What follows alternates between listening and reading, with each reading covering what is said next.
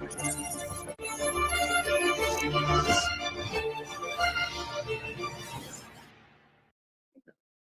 we're going to hear from Dr. David Hinds first, and then we'll follow with the other panelists.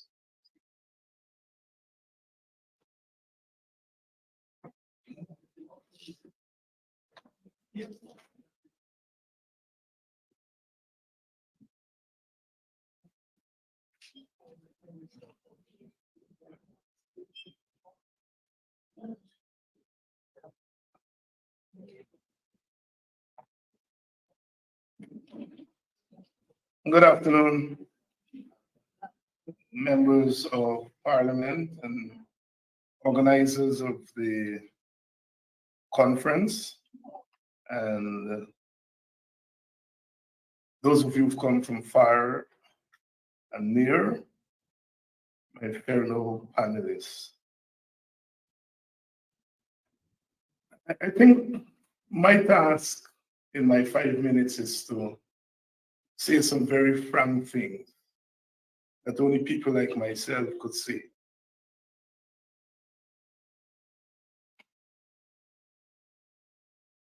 I want to begin by saying that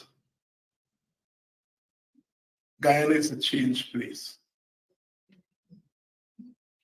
Let's stop denying. Guyana is not the Guyana we left 20 years ago, 15 years ago, or even 10 years ago. When it was announced that we found oil, that's it. That's it. Everything is before that and after that. And whatever we think about, whether we think about protest, whether we think about revolution, whether we think about change, whether we think about organizing, they have to be done against the backdrop of that fact. And no country has moved from a poor country, the second poorest country in the hemisphere, the fastest growing economy in the world. Things remain the same. So that's, I think we have to begin there. The second thing, and this is something that flowed from that first fact, is that exercise that we had in 2020, in March 2020, was more than an election. It was the reordering of by powerful global forces in conjunction with national actors. Guyana is sitting next to Venezuela, which has the largest oil reserves in the world. I said it on my program the other day. Guyana has got one of the largest finds in recent times. Oil determines what happens in the world. We are living in the most important neighborhood in the world. The largest oil reserve and the largest oil find in recent times. Just orient our minds to that. What it means, therefore, who governs in Guyana is not determined only by Guyanese. Guyanese are perhaps the conduit to determining who governs. And in 2020, a convergence of forces hastily put together determined who governs. Don't quote me, quote the United States Department that said the 2020 elections were disputed and the government was installed. People say it as if the PNC came up with those terms, or the APN. You know, it was the US State Department, 1 year after the government was installed, that said it was a disputed election and the government was installed, not elected. The Americans said that. It was one of the few elections at any time in modern history where a powerful global force sanctioned one of the actors before the results were announced. You all bear that in mind. You don't have to, you sanction people after the election finish. You say, well, you rigged, I'm going to sanction you. Here is at the top level, the third in command in the most powerful country in the world, the third in command, sanctioning in the name of the most powerful country in the world, one actor in a contest of two actors. It means, therefore, that the outcome of the election was determined by powerful forces. When you bear that in mind, all the talk that we're talking here ought to change. Ought to change. I have studied countries where regime change happened. And what happens after that is the government that comes into power is given a blank check. A blank check. Everything else closes down. A blank check. That's what the PPP has in there. And that's what my colleagues have been trying in their own way, their own diplomatic way to say. As I said, I have the burden of saying it undiplomatically. The PPP has got the blank check. And when you give a state with a history of authoritarianism, and with that amount of resources that can be used, mentioned, when you give that state a blank check, you are playing with murder. And that's what's happening in Guyana today. I say that to say that at my age, I can call myself a recovering revolutionary. So I know something about making revolution. You're not making no revolution there. Or you're not making it the old way. You have to make revolution the new way. And I can tell you, as someone who wakes up every day, my first job, not my second job. My second job pays me and feeds me and houses me. But my first job is to work for that revolution in a new way. Sisters and brothers, we've been doing that. These comrades can tell you, as you walk around Guyana today, it's not the same place it was 3 years ago. People have a level of consciousness. Because what you see, the level of authoritarianism in itself breeds consciousness. And it throws up new ways of protesting. All you all here, everybody tell me, Dr. Hinds, I don't miss one of your shows. And the reason you're doing that is that we have reoriented our way of fighting. And we have first, I think it's Aubrey said it, no, consciousness. No revolution happens if you don't fight for the minds of the people. And we had to begin that all over again 3 years ago. So you all cool it a little bit on the Guyanese people. They're dealing with circumstances which we have to begin to orient ourselves to understanding.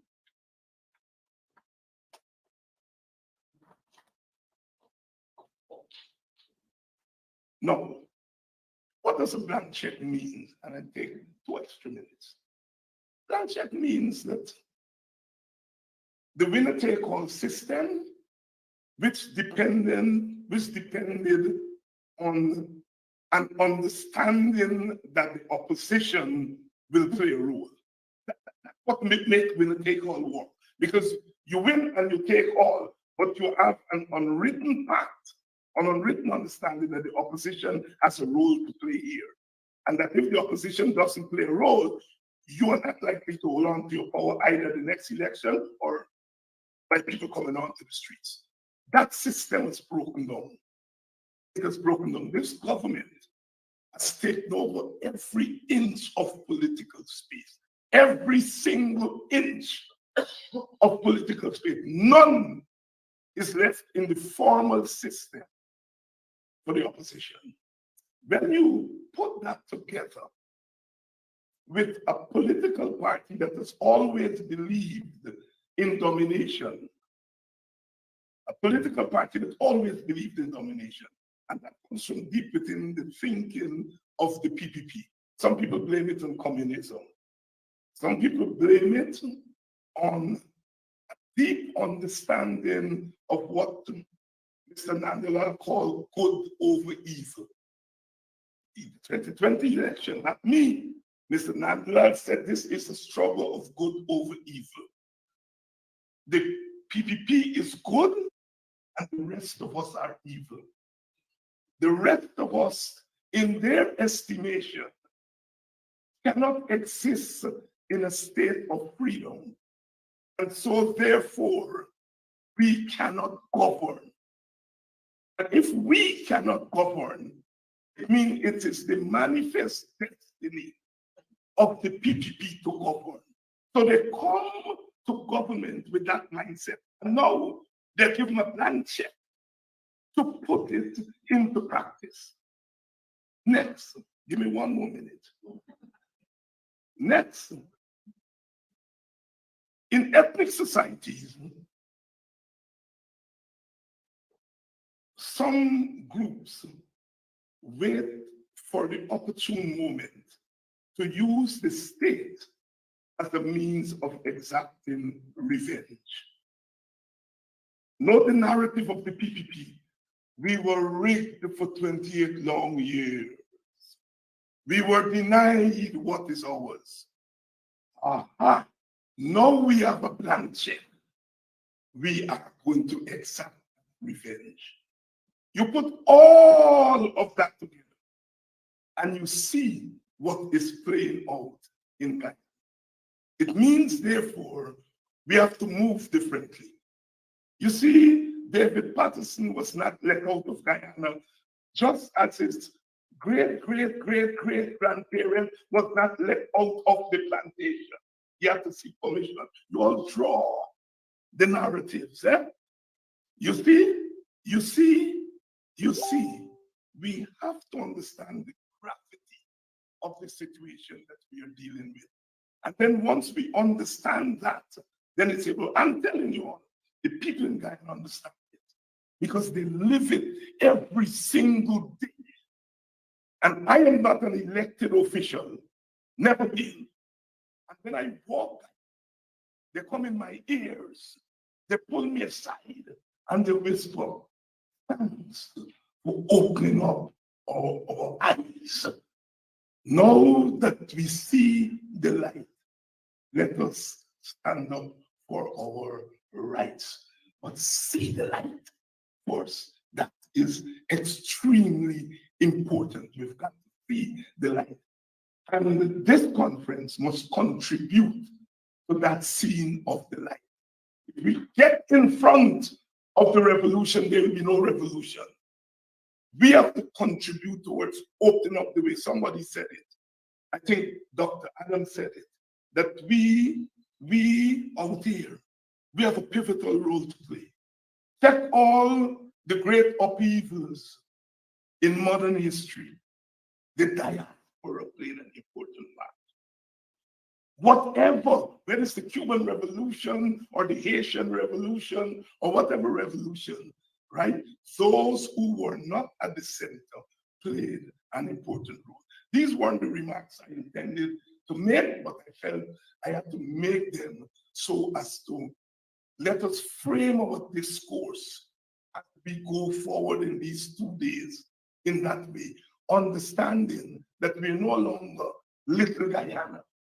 We are no longer this little country that people just know for Jonestown. Jonestown is now gone.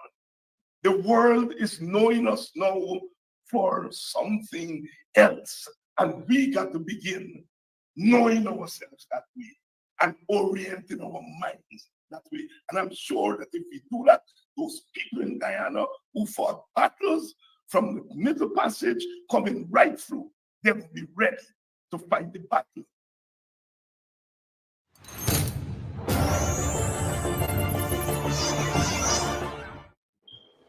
Welcome to another edition of Voice of the Diaspora. You've heard him, Professor Dr. David Hinds, addressing the Washington Conference in Guyana last month. He joins me now to talk about the Washington Conference and also Venezuela, the Venezuela-Guyana impasse, that large influx of Venezuelan refugees that are entering Guyana, what are the implications, and so on. And so Dr. David Hinds will be joining me now. Dr. David Hinds, welcome to Voice of the Diaspora. I can see you clearly there. You are on air. Our viewers have had the opportunity to listen to your full presentation at the Washington conference in September. Of course, the PPP would have said that the Washington conference was unsuccessful, and also the opposition visiting senior operatives in the U.S. government, Hakeem Jeffries and others, congressmen and women, that the opposition did not have the opportunity to sit down with them. We know that that is not true. So I want to welcome you and let us go straight into the discussion. The Washington Conference, Dr. Hinds, let us talk a bit about it. Greetings, Brother Norman, and greetings to your audience. It's been a little while since I've been on, and I apologize for a couple of times you hit me up, but I couldn't make it. And of course, that was not because I didn't want to make it, but sometimes there are these clashes. But I'm glad to be on. I'm always glad to be on because you are doing part of the work that we all have to do, and people like myself should always support what you're doing with our presence and whatever little insights we could bring to bear on the situation. So I'm very happy to be here. Your question about the Washington conference, one, that the PPP said it was unsuccessful, and what is my own view of that? Well, if the PPP says it's unsuccessful, it means that it was successful. Let's start there. The PPP is never going to deem anything that its detractors, its opposition, deem as successful. Anything that they do, they are going to deem as unsuccessful. And oftentimes, we evaluate political action not just by how we feel about it, but how those to whom it is directed feel about it. And the PPP, once this conference was called, preempted the conference by going to Washington themselves and making the wrongs, using the power of state and government to make the wrongs in Washington. And that was a tacit and not so tacit acceptance that this initiative taken by Brother Burke and his organization had the potential of bringing to bear on the situation an international gaze that no errant government, no dictatorship likes. No dictatorship likes an international gaze. And so they understood the importance of us gathering in Washington, D.C., and speaking to representatives of the US government. Why they recognize the importance of that? They used that tactic and strategy, because it was both a strategy and a tactic, very, very effectively between 2015 and 2020.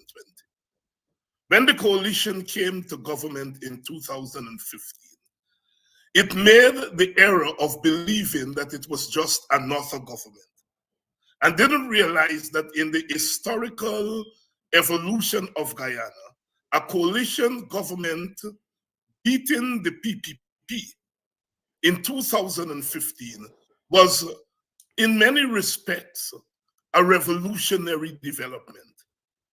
for the first time electorally, you found that the three major ethnic groups voted in the same way. Vast majority of African Guyanese voters, a critical mass of Amerindian voters, and more than a normal sprinkling of East Indian voters or Indian Guyanese voters. And that in an election brought a non-PPP government to power. That in itself is massive. And so therefore, if a government comes to power as a result of that combination of voters, that government ought to ask itself, what has changed in Guyanese society? And if it asks itself what has changed in Guyanese society, it then must say, as a government, how should we respond to what has changed? The second thing the coalition government did not realize was that when they came to power in 2015 and it was declared that Guyana had found oil, that everything had changed in our country, every single thing.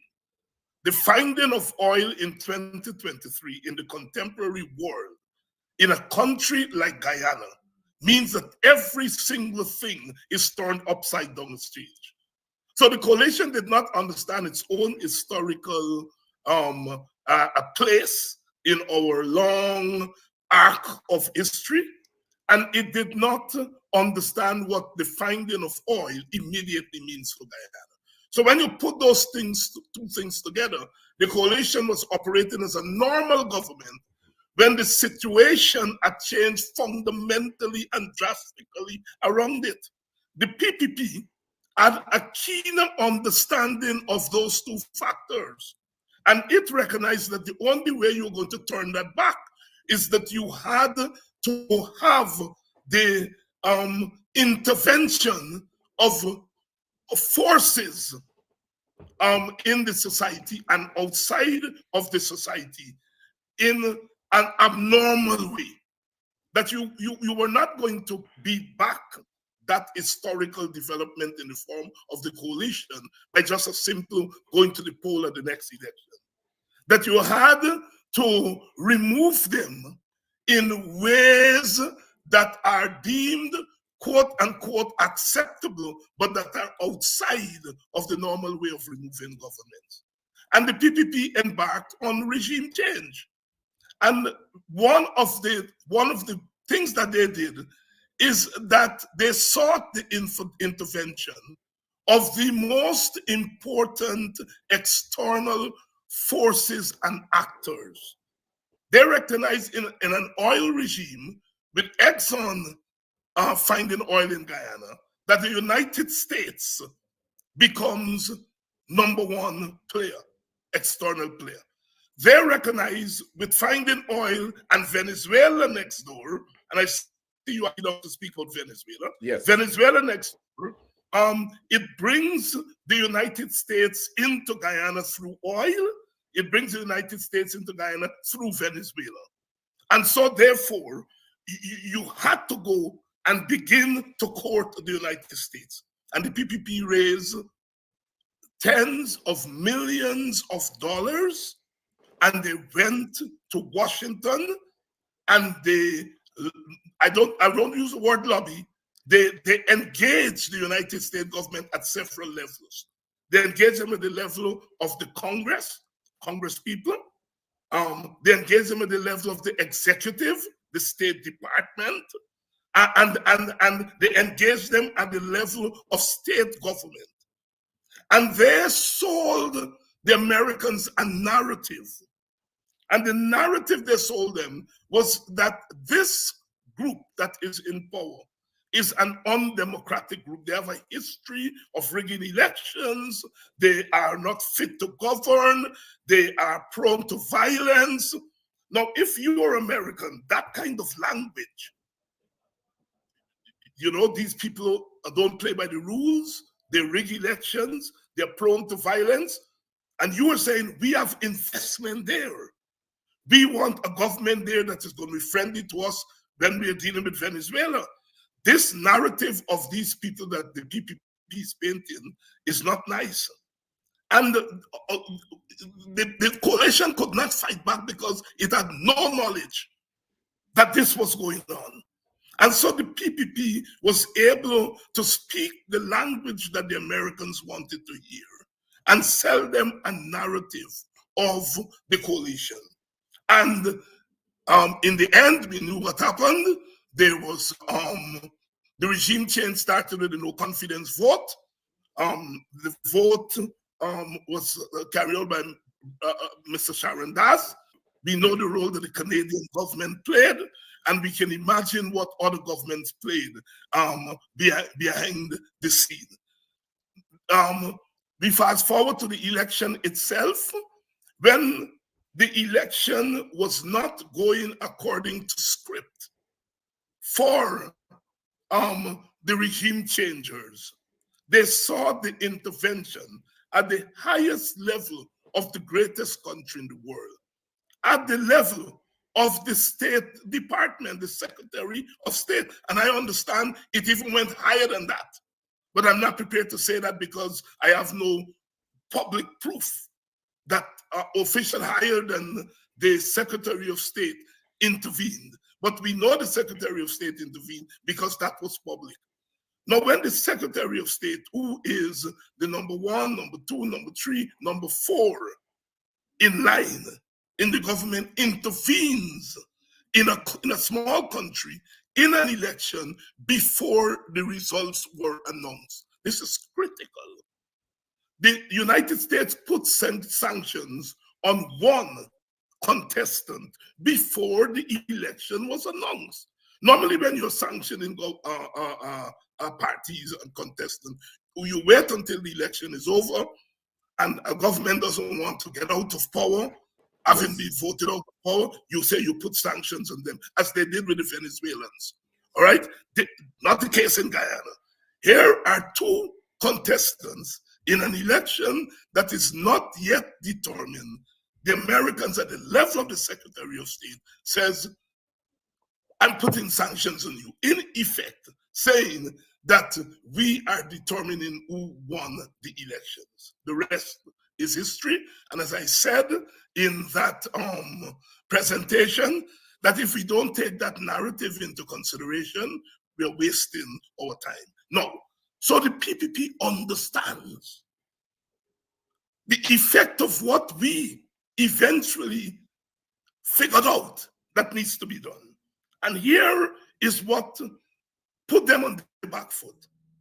We were seeking entry to the American government via the Congressional Black Caucus. There are several points of entry to American government. It's a fascinating government framework. You have about 20, 30 points of entry to American government, right? Because of its makeup, you know, it has municipal government, county government, state government, and so on and so on, right? We were seeking entry through the Congressional Black Caucus that is made up of over 50 representatives of the African American community. Now, we in Guyana and the Caribbean have an historical relationship with the Black community in the United States of America, and hence its elected representatives. Some of those representatives have Caribbean roots. They come from Caribbean family. The point I am making is they understand the language that we are using in terms of making our case. They have more than a passing understanding of Guyana. They know where it is on the map. They know who lives there. They know its history.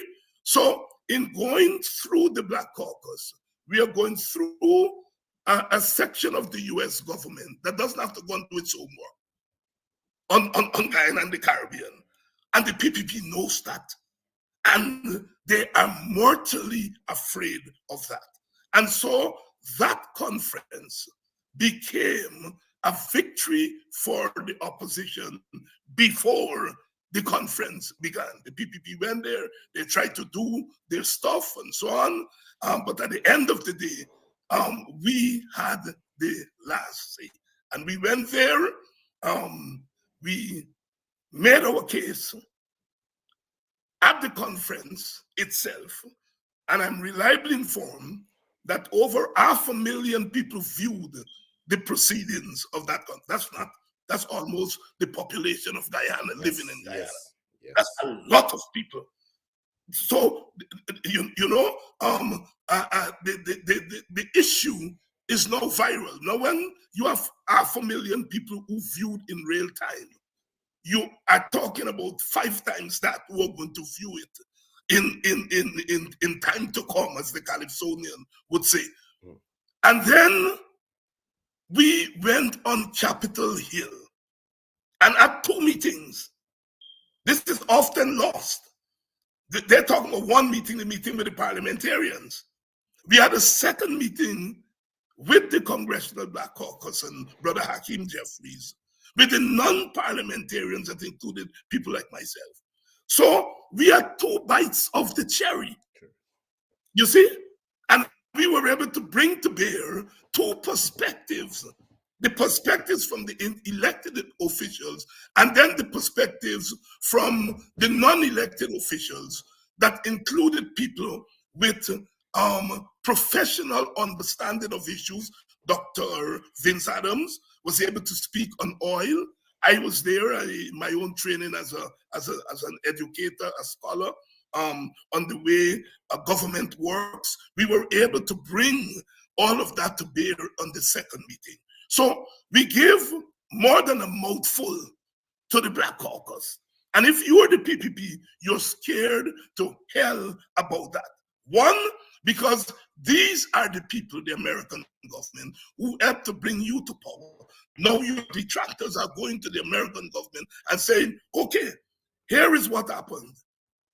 You intervened in 2020. 1 year later, you shocked the world when you said the election that you intervened in was disputed and the government that you put in power was installed. So you, Mr. America, Miss America, you have admitted that the government in our country that you helped to put there is an illegitimate government. Now, note my word. I'm saying illegitimate. I'm not saying illegal, because in the context of our law, the government was sworn in, so it's a legal government. But it's an illegitimate government, and the Americans said that by saying the elections were disputed. Not in America. They're fighting over their 2020 election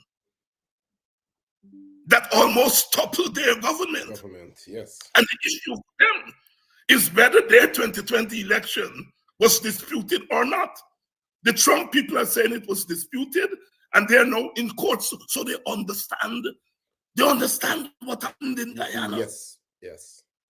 Understand that. So we are going to them, and I want to say this, Brother Norman, before you come in, because this is very important. We said to Brother Jeffries and his compatriots in the second meeting that we do not come to Washington to ask you to become overly involved in Guyanese politics. We do not come here to ask for regime change. We come here to make our case to you as an important stakeholder who can influence the actors in Guyana, right? We do not want regime change. I know we said that because I said it on behalf of the group, right? So we wanted to be very clear what we were doing. We were not doing what the PPP was doing. They came to you and asked you for regime change. We are coming to you and asking you to reverse regime change. Use your influence to reverse regime change. Dr. David Hinds here on Voice of the Diaspora, a professor at State Arizona University, professor in African Studies. Dr. David Hinds is also the host of Politics 101, a very, very informative program And I would ask my viewers to tune in. He will tell you when it's on and so on. But it's very, very informative. And Dr. Hinds would give you the history, and he would give you the current dynamics of what is happening in Guyana politics, the cultural situation, the political situation. So, and I want young people to really view Dr. Hinds' program. Dr. Hinds, still on the Washington conference, we, we, we saw and heard after the conference that the PPP government said that those who were at the conference, those who participated in that conference, were supporting someone who is an extremist and also a wanted person. And we saw recently in the Stabroek News, one of our more prominent newspapers in Guyana, one of the editorials, parroting that same view that Rickford Burke, who is the president of one of the organizations that organized that conference, and that Burke is leaning, though he's a good lobbyist, he's leaning in the direction of an extremist sort of approach. And what are your thoughts on that? Were you supporting an extremist leader at the Washington conference? And Well, what would depend you on say to what Starbucks News extremist on? on what? Depend on extremists on what? Martin Luther King was an extremist when it came to nonviolent and civil disobedience. He was an absolutist on that. He was an extremist on that. Look. What does Stabroek News mean by extreme? The extremists. Let me try to put it in context. Yes. Stabroek News is playing a role. Let me say, Stabroek News played a role, has always played a role when it comes to issues of social justice in Guyana. In 2020, they played a role in the regime change. They endorsed the narrative by the PPP that the election, there was an attempt to rig the election. All right? And so that was the PPP's accusation. There was also another dimension to the election that Stabroek News has ignored to this day. And that is something unprecedented that happened. The boxes were opened before the results were announced. And the Guyana and the rest of the world got a chance to see what was in the boxes. And we knew some of the things we knew that was in the boxes. There were 4,000 and odd votes, equivalent of one seat, that people who were not in the country, their votes were in there.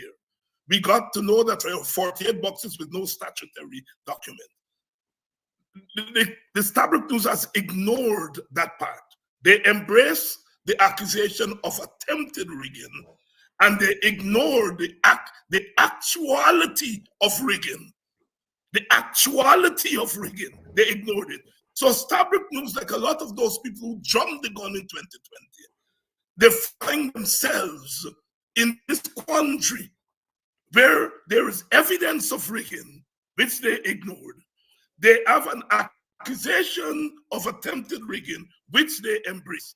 And so they found themselves in this quandary, and they don't know how to get themselves out of it. To the credit of Stabroek News and Kaito News, which also embrace rigging, they have recognized the consequences of an installed government. And the consequences is this runaway government with a blank check that I talked about at the conference. And they are opposing that government in many regards. But they have to be careful about how they oppose this government, because they help to bring the government to power. They, in a sense, give the government its democratic credentials. And now the government is behaving in the most undemocratic manner. They're in a quandary, right? So they are tiptoeing around the government. They are not able to call the government and pull the lever on the government, because they have already crowned the government to be a democratic government. And this is their dilemma, right? And the government is behaving in the most undemocratic way. but they have to constantly say the government is democratic. Rickford Burke doesn't have that burden. Rickford Burke is operating from the standpoint that this government is an undemocratic government from the beginning. It's an installed government. It's an illegitimate government. And you respond to illegitimate governments differently from you respond to democratic governments. And in that sense, Rickford Burke is extreme on the right side of history. On the right side of history. When Stabrook News talked about extremism, they're comparing Rickford, who is not shackled, and so therefore he can be extreme on the side of justice and what is right. They are shackled. They're shackled by that mistake they made in 2020. And so they therefore cannot be extreme on the side of justice. And so, yes, Rickford is extreme on the side of right, on the side of justice, on the side of fairness, on the side of equitability. And I support that.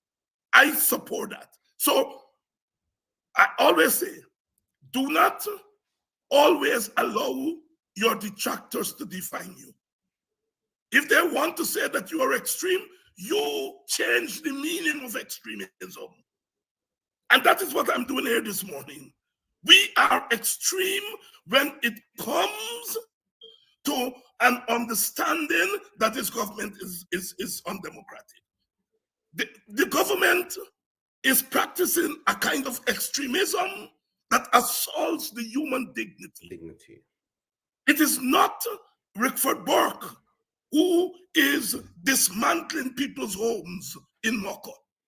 That's extremism against human dignity. It is not Rickford Burke that is presided over the killing of Orrin Boston and Quindon Bacchus, taking their lives indiscriminately. That is extremism against human dignity. It is not Rickford Burke that is overseeing the police beating Indian sugar workers in the Barbies because they're asking for severance. It is the PPP government. That is an extremism against the human dignity of their own supporters.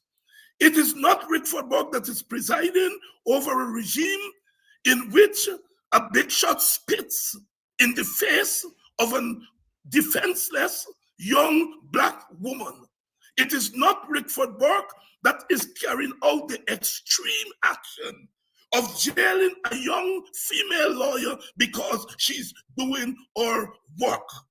It is not Rickford Burke who is moving poor women from their little stalls in front of the hospital trying to make a living. It is not Rickford Burke that is engaged in the extremism of living on people's homes at a million ward. So there are two extremisms here that Sideshow News needs to get its head around. There's the extremism of the government that they help to install and that they recognize that is now a danger to Guyana. There is that extremism that they need to wrap their mind around. And then there's the extremism of Rickford Burke, which is trying to turn back that authoritarian regime that they need to come on board with. So I just want to put that in context. As I usually say, look, my parents and my auntie and my village and them, they made sacrifices to give me the opportunity to read books at a time when people like myself should not have gotten that opportunity. And I am not going to allow the Stabrook News of this world to take their eyes and pass poor people and Black people in Guyana and try to define for ourselves who we are. I am not going to allow the Stabrook News to define me. I will define myself. And if Starbuck News want to be objective, it should define the government exactly for what it is. Dr. David Hinds, they're powerful, very powerful.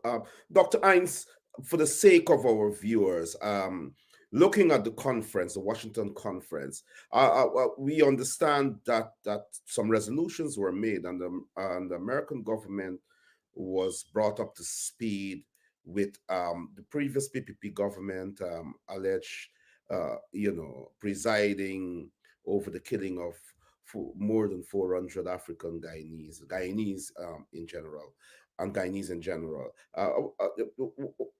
Give us a little insight into what was said to the U.S. government, the representatives, and what other issues were raised with them. Poverty. Just give, for the sake of the viewers, what. Well, some of the things that I recounted just now in my response was said to the American government. We focus on human rights. In the second meeting that I was part of, we focused on human rights. And we were talking to people who understand human rights, Black Americans who every day have to deal with the issue of extrajudicial killings, for example. So when we talk about Orrin Boston being shot in his bed, they know that that young lady down there in Kentucky, she was shot in her bed. Her name escapes me for the moment. But I am saying, when we told them what is happening in our country, they understand it, because that is part of what they have to go through in a daily way in America. So when the PPP said, the people ask us to provide data and provide evidence. First of all, data and evidence are not necessarily the same thing, right? Your evidence is when we said to them, there's a place called Moko, where people had their livelihoods, and the government went in there and dismantled their homes in bright day. That is evidence. And even if we didn't have it there, if you wanted it, we could go online. The recordings are there. The recordings are there. They're there. They're there. So the people didn't have to ask us for evidence. That nonsense that I heard them talking about. And let me tell you what the people said. One of the things that we asked for what is a fact-finding mission. We are saying, don't take our word for it. Come down to Guyana and talk to people. Get a sense for your own self. And one of the representatives said to me, she said, exactly, what we want you all to do is to assemble all this evidence in one place, get it to us, because that is what we will have to use to give to the State Department to justify why we are going to Guyana for this finding. So the people didn't ask us for evidence. The people said, what we would want is you to assemble the evidence that you've given us here, right? And, get it from your human rights organizations, from IPADG, that you all have told us they have all this evidence that they present to the United Nations. All right, we are not going to go to the United Nations and ask for the evidence that IPADG give you.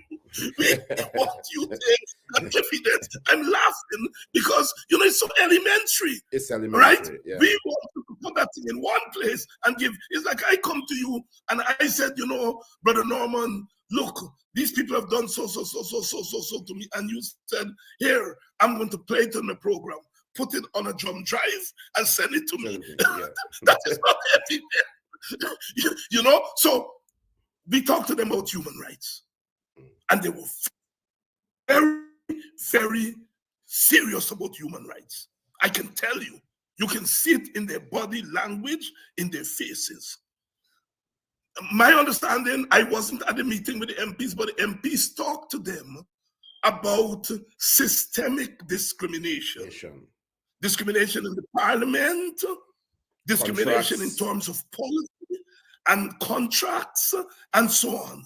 Now, Cathy Hughes presented that whole thing that her husband Nigel used, researched and put, in fact, she didn't get a chance at the conference to finish it because it was so long. If the people wanted quote unquote evidence, she could have handed them that from right. But that's there, real evidence. That's real evidence. Yes. Evidence. Yeah. So the evidence in terms of contracts, in terms of the systemic discrimination, we talk to them about that, and we talk to them about human rights violations. And it is those two sets of evidence that we were able to bring to bear. And I tell you, brother, I was in that room. I was sitting 1, 2, 3 persons away from Mr. Jeffries and the other. So I wasn't far away. So people say, well, David Hinds only and seen properly, right? You know, I was almost to the front there. And I could see the body language of those people. And I knew that we made our case to them. And in any case, one of them said to us, what you all are telling me here in an official way, I hear it every week unofficially because my hairdresser is a Guyanese. Wow. I just showed the photo there with you standing with Hakeem Jeffries for the viewers to see. You and others, I just really showed the photo there. Dr. Hinds, before we move to the Venezuela situation, the Venezuela-Guyana situation, a quite serious situation that I would like you to put into perspective. I know that an AFC member of parliament, Mr. Patterson, was stopped from leaving Guyana. He eventually got to leave, but he was barred by the PPP government, and I'm not saying allegedly. You understand? They had a hand in instructing the airport security and others to ensure that he did not travel at the time he was ready to travel. I am aware also that myself and yourself, Rick Work, and I think Melly Mel are under some kind of probe for crimes and a number of other things. You know, by the Commission of Racial Equality, of course, directed by the PPP.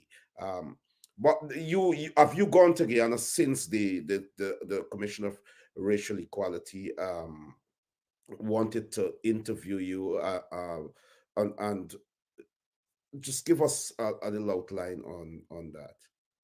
Thanks very much. Thanks very much for that question. I was in Guyana when the ERC wanted to see me. I came back to America and saw them send Ethnic Relations Commission. Sorry, sorry. Yeah. I was in Guyana. I was in Guyana for 4 months, from May to August. I do that every year. And then I go back to Guyana at the end of the year. I spend another a month and a half to 2 months. I spend a minimum of 5 months per year in Guyana, making that public know. You know, I live in America and Guyana. As you know, the job that I do allows me, you know, holidays, what they call, but not holidays, because it's a time for me to do my research and all those kinds of things. And I spend that time in Guyana. All right. So I have been to Guyana, up and down and so on. And I was there when the Ethnic Relations Commission said they wanted to see me, you know. So I just wanted for the record to put that there. Mm-hmm. Now, here is what we are dealing with here in the case of Patterson. But let me say one thing. To give credibility to what I'm going to say about David Patterson's situation. Every time I enter Guyana, the immigration officer has to get permission to let me in that country. Wow. The immigration officer, I can hear them communicating, and then I hear clear. And then once they say clear, the immigration officer hand me my passport, Dr. Hinds, because most they recognize me. Dr. Hinds, you know, have a wonderful stay home. And I would say, sorry for putting you through. Sometimes I have to apologize to people behind me because I have to take longer than the normal. Right. So I know that you are not able to pass immigration if you are on a watch list. Yes. I'm on a watch list, and I cannot pass immigration. No, I can't go through immigration and then somebody run behind me in the baggage area and say, "Oh, Dr. Hinds, come back. We were not supposed to allow you to pass," something like that.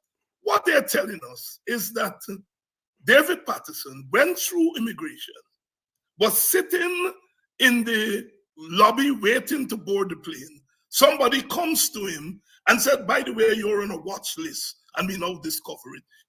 If you are on a watch list, it's in that computer before the immigration officer. Yes, it would flag. Yeah. It would flag and they would stop you there. Yes. What happened is somebody saw David Patterson there, or they may have sent through the instructions to stop him. It didn't get into the computer. And then they realized the mistake. So they had to go and stop him. So that's the authoritarianism. That's the dictatorship. Yes. And then the lying that comes with it. But as we black people would say, there'll be storm in the night, but joy cometh in the morning. We were in Washington when they were carrying out this act, and we were able to let 500,000 people know this is what the government was doing. We were able to get government officials in Washington to know this is what the government was doing. And they quickly had to put their tail between their legs and let that man go. Let my people go. All right? So that's the overcoming. So the Patterson situation shows dictatorship at its worst, and it shows overcoming at its best. There is hope in struggle. If we were not in Washington dramatizing our story in public, nothing like David Patterson would have been allowed to leave that country. We won. But in order to win, sometimes you have to go through the agony. Yes.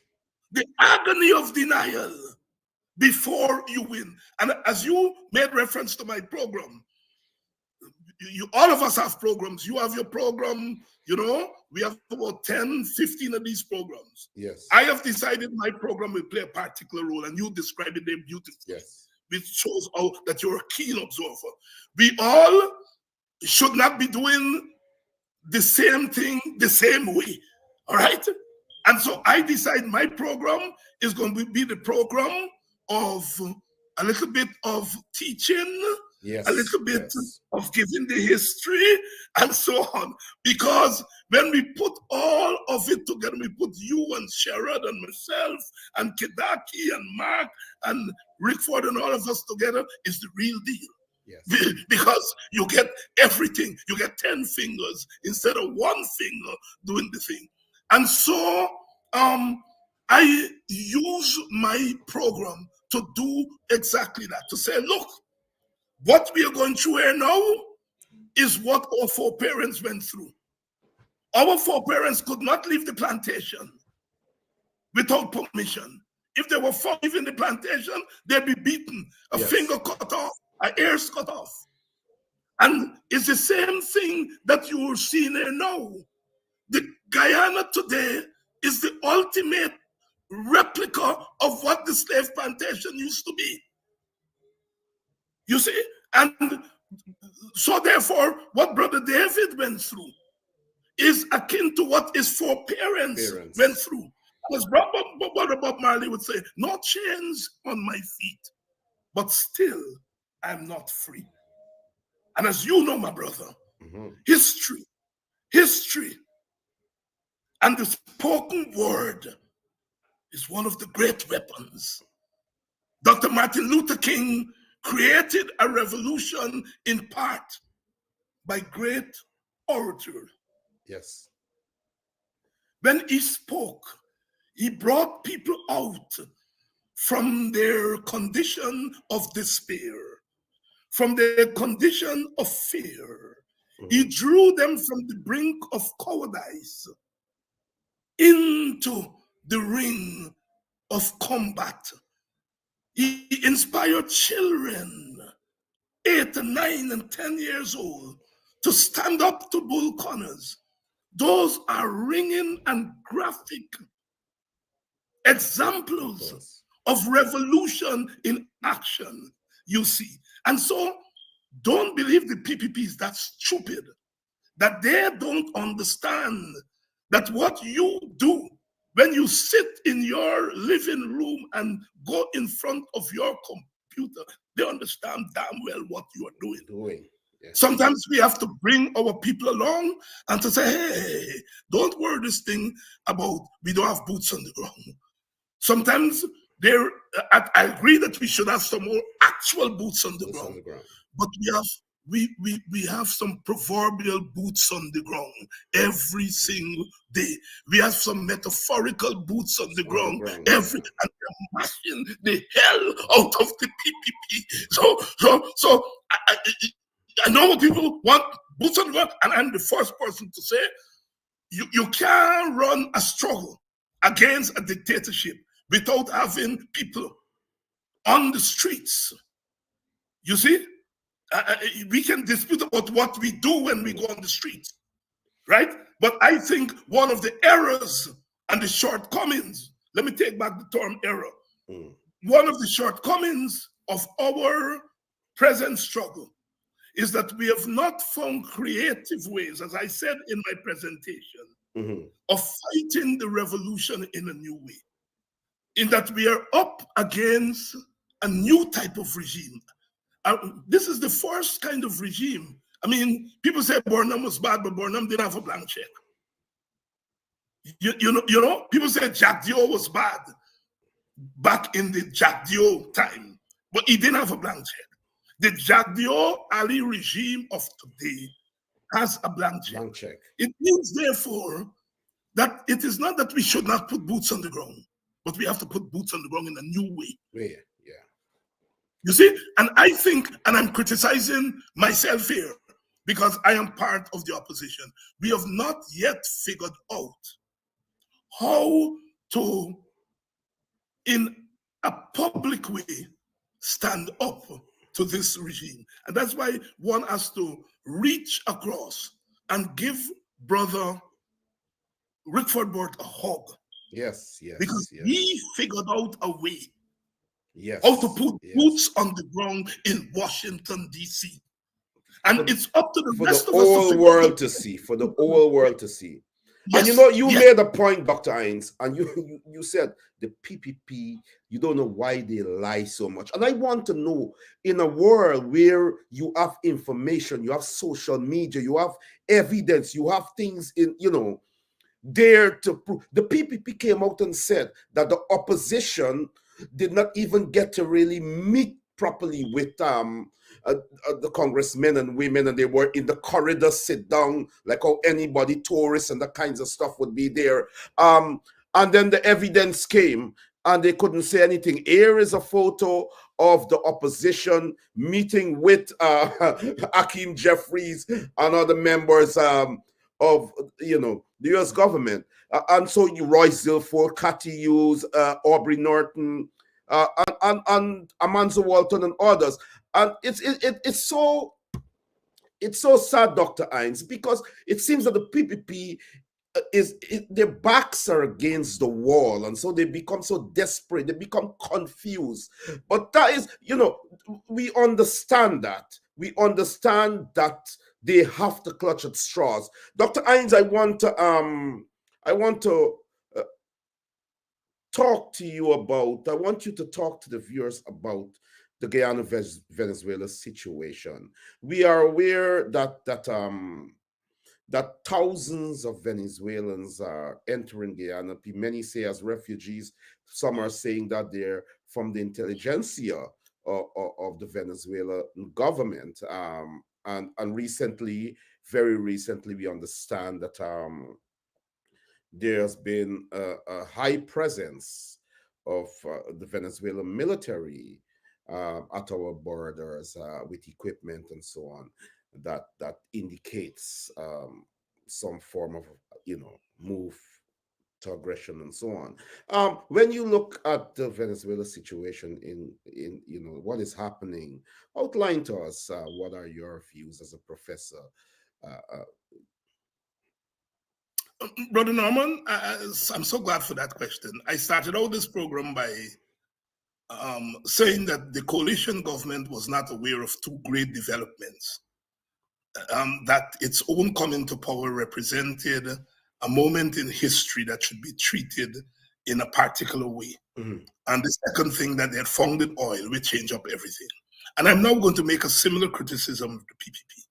Having come to power, because of their limited understanding of politics, of international relations, of their own country, they believe their coming to power is just to take revenge on the PNC and to put their friends and their family and think they're making the same mistake that the coalition government make in a different way. There's three realities that we have to bear in mind. One reality is Guyana's history and its composition. What we have in Guyana are competing groups, in particular, African Guyanese, Indian Guyanese, and Amerindian Guyanese. We have three competing groups. These are groups that in their different ways have been denied.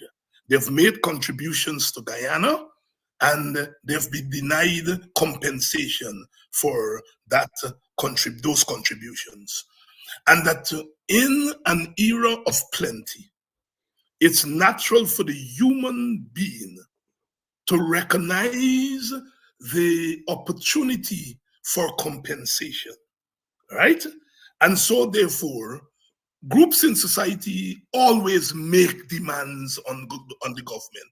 But now that the government has unprecedented resources, the demands from these groups are going to be more strident.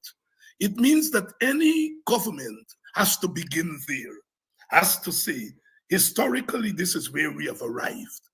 And as a government, we now have to manage the competing demands of the groups in society. And I'm talking about the ethnic groups. But there are also demands from social groups.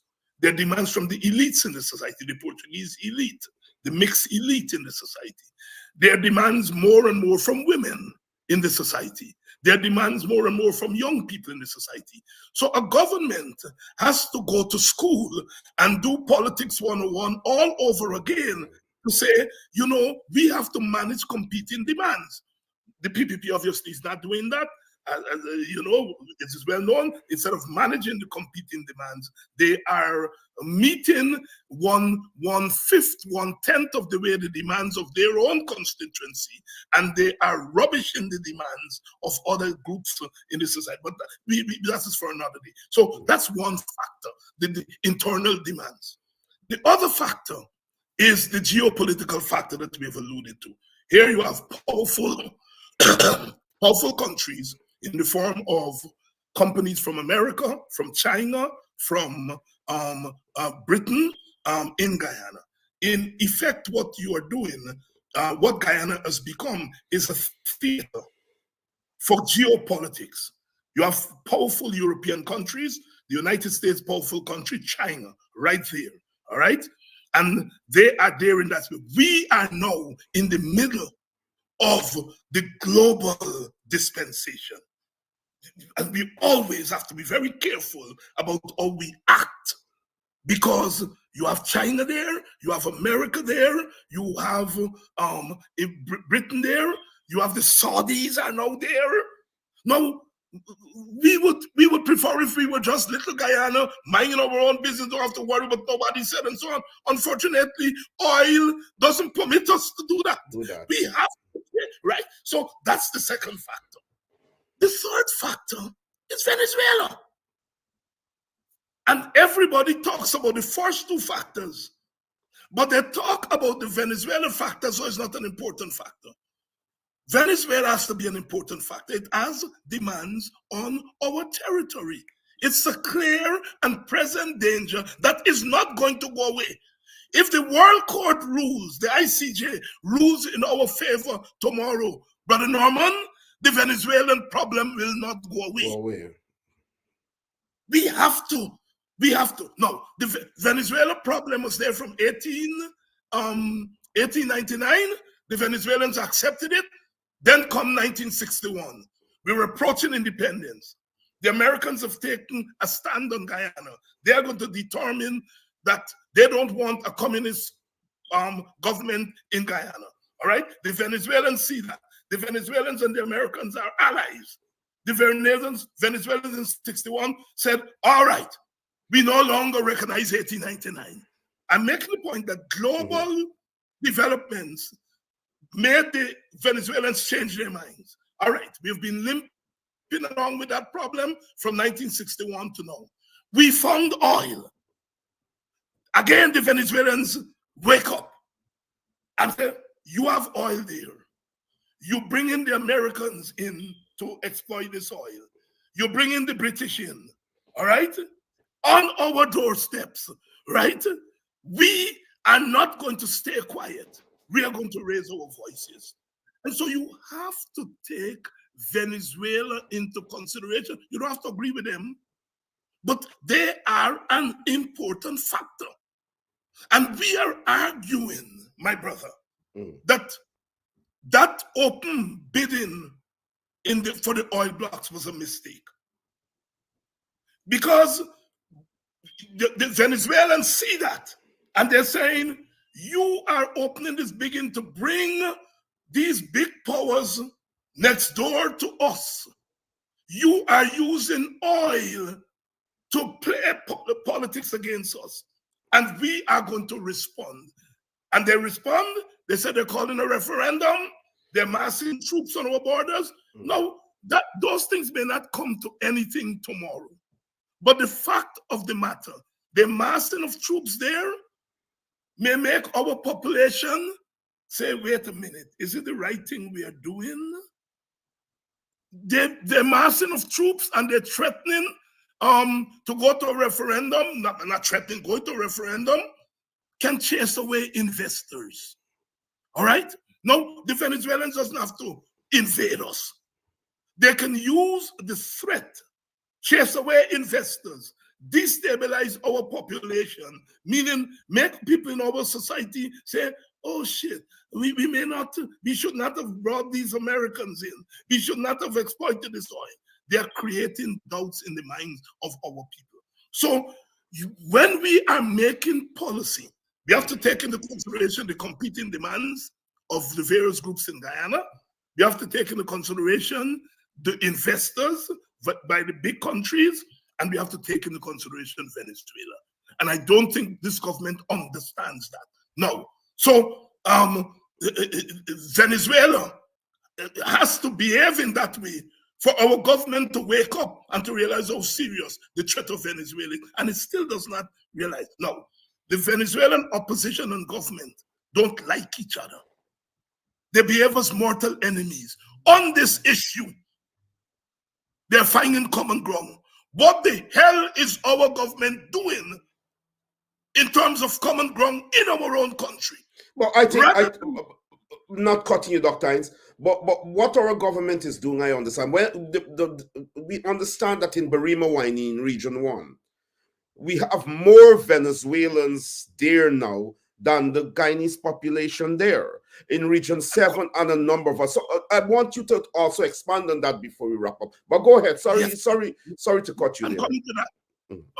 I just wanted to make the point that when our government is fighting to exclude our opposition from the vital issue of our sovereignty, our territorial integrity, from the vital issue of our resources, the Venezuelans are showing that we can disagree on politics, we can disagree on this, but when it comes to our territorial integrity, we agree in a serious way, not just meeting Aubrey Norton and briefing him. I'm talking about more than that. Anyhow, let's get now to the other thing. Those Venezuelans coming in are serving two purposes in my mind, and both are in the open. One is that they're destabilizing us. As I said before, the Venezuelans doesn't have to invade us with army and military. They're invading us by sending the people into our country. You're old enough to remember when the Americans were turning back Haitians and taking in Cubans. Castro opened the madhouse and the jails and sent them remember the Mariel boat lift and send them. All of a sudden, Miami crime went up. Castro sat in there and just said, you all want, let it come. Let it go. The PPP wants Venezuelans to come because, in my estimation, the PPP will have to compromise on biometrics. Yes. It means, therefore, that they're going to lose.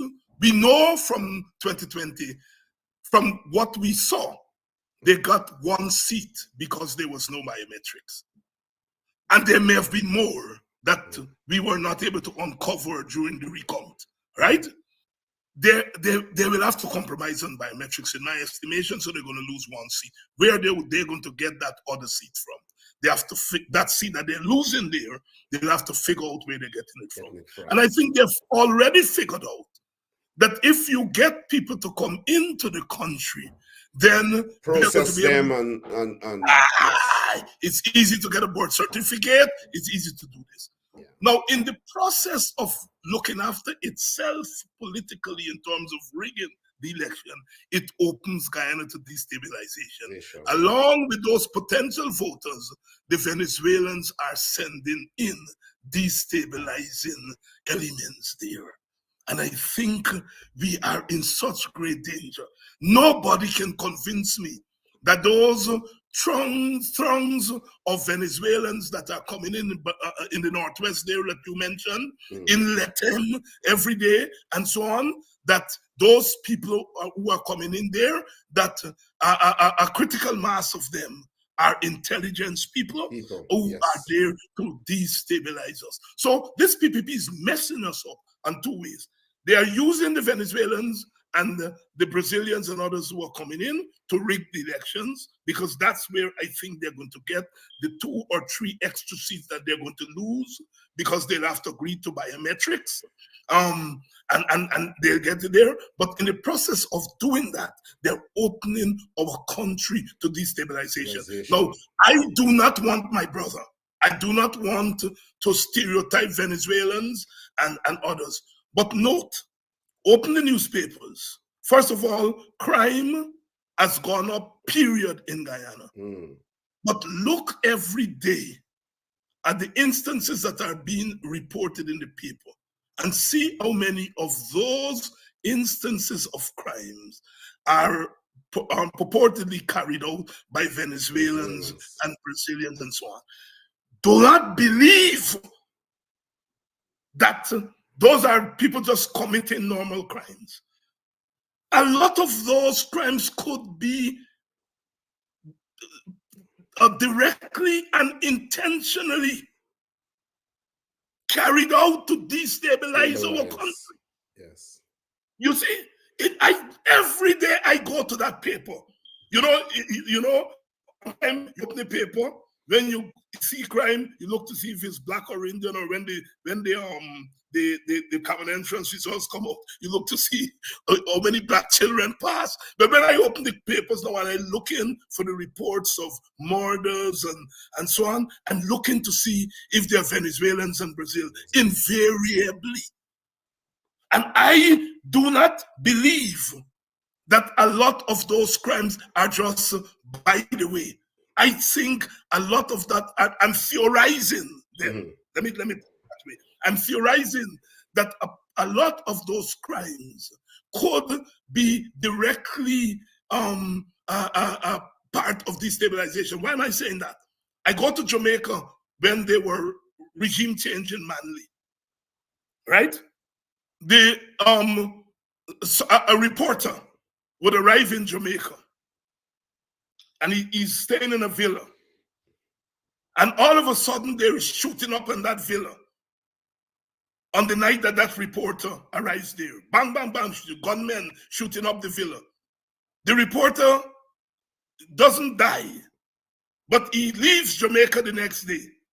And the following day, 80 newspapers is syndicating his report of violence in Jamaica. And that helped to destabilize Manley government and brought down that government. That was part of the regime change. And I think the Venezuelans are doing the same thing to us. So I give that example, not because I'm certain of what I'm saying. I'm theorizing because of my understanding of history and how it operates, right? All these regimes operate, right? That the Venezuelans are not able to invade us because the Americans are there, the British are there, the Chinese are there, and so on, but they're invading us in other ways. One, they're going to determine the results of our elections, because I think the PPP is going to steal 2 or 3 seats from the Venezuelans. And then secondly, they're destabilizing our country. If we have all these murders and crimes, investors are going to say, I'm not coming.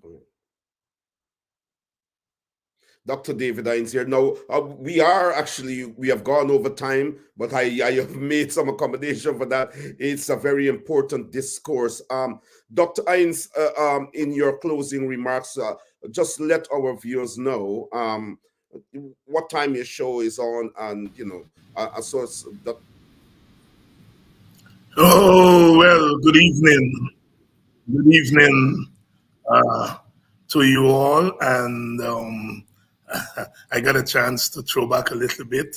And thank you all for staying. It's been a long interview, but you all stayed with it.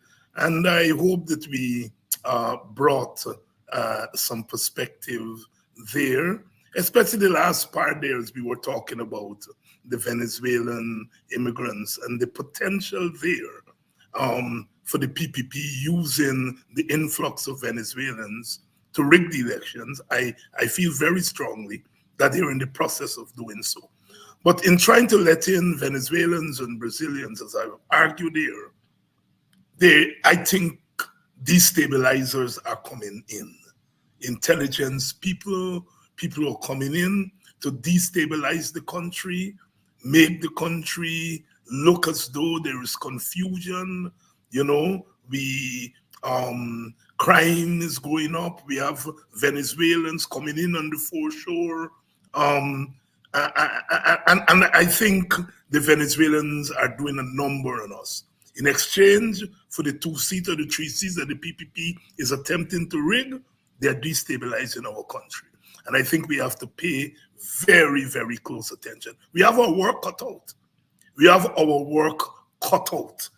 And so, as I usually do on these programs, I usually argue, this is not just waiting for an election to come. Because if you sit back and wait for the PPP to call the election and come to the election, they will hand us a rigged architecture, as they did in 2020, with the elections already rigged in a certain way. We have to be proactive. It's not a done deal. It's not just about waiting for the elections to call, but it's about looking and watching and trying to prevent the PPP from rigging in real time. They are rigging as we speak. And I think the influx of these immigrants is an area that is fertile for the PPP to rig. So we have our work cut out. Thank you all again for staying with us today, and I shall see you all tomorrow. We're going to continue tomorrow to discuss some of these issues that we have raised there, because it's not easy. It's not an easy road that we are traveling. Good night, and I'll see you all.